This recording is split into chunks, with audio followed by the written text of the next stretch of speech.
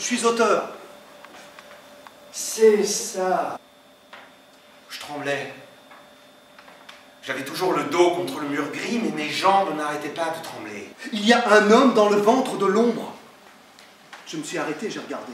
J'avais la tête du type dans le cortex et ses yeux qui écrivaient l'histoire. T'as 20 000 €, hein? Non, comme ça, non. Alors tu vois, ferme-la. Mais ça peut s'arranger. Rien peut s'arranger. Je suis dans le bus. Je projette Onyx Biopharm. Secteur biotechnologie US. Capitalisation 72 millions.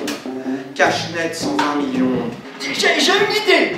Vous écrivez uniquement le passé, le radeau de la méduse. Tu as vu le grand noir? C'est mécanique, il faut juste être du bon côté. C'est comme un jeu. Il y a une perte d'un côté, il y a un profit de l'autre. Un terrain, un ballon, je me traite de voleur, mais pas de nègre.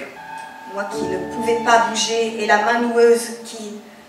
C'est ce jour-là qu'est née Lara Croftova. Alors cette histoire des femmes russes...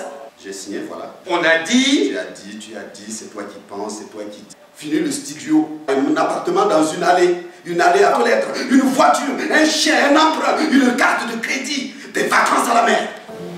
Je comprends rien. Les choses se passent devant mes yeux et... Tac. L'auteur, le vrai.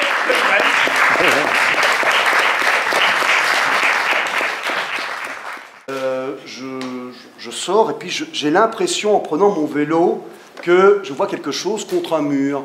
Mais comme il y avait un soleil, il y avait une espèce d'ombre qui envahissait tout, je suis resté un petit peu longtemps à regarder.